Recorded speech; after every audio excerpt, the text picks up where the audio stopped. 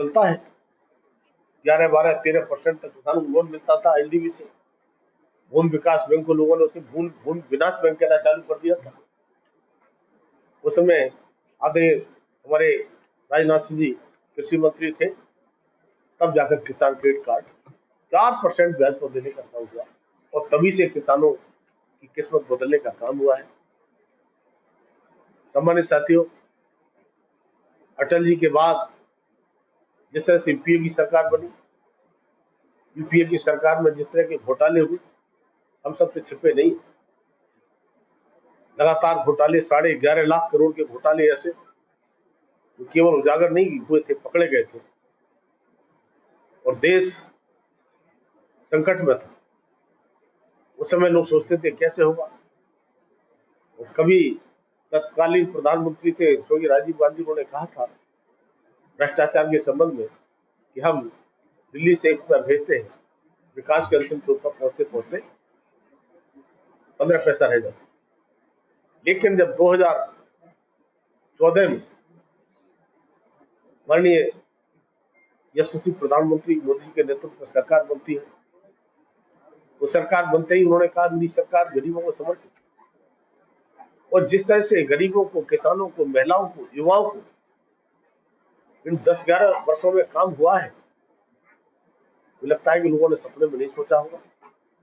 आज पीएम साहब ने सबका साथ, सबका विकास, सबका विश्वास और सबका प्रयास की केवल बात यही नहीं थी, उस मंत्र को चरितार्थ करने का काम में जिस तरह से यूपीए की सरकार में उस बिल को पारित कराने का काम किया और उस बिल में इतनी विसंगतियां दे दी, इस प्रकार के अधिकार दे दिए कि किसी की जमीन पर कोई कब्जा कर लेगा, वो जाकर कोर्ट तक नहीं जा सकेगा।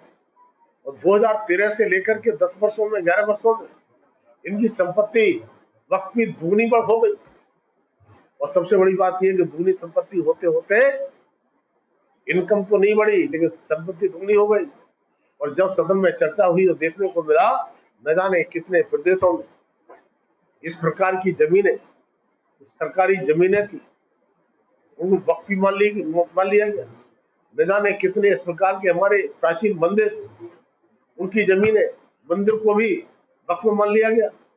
न जाने कितने ऐसे गांव, पूरे गांव की जमीनें वक्फ मान लिया गया।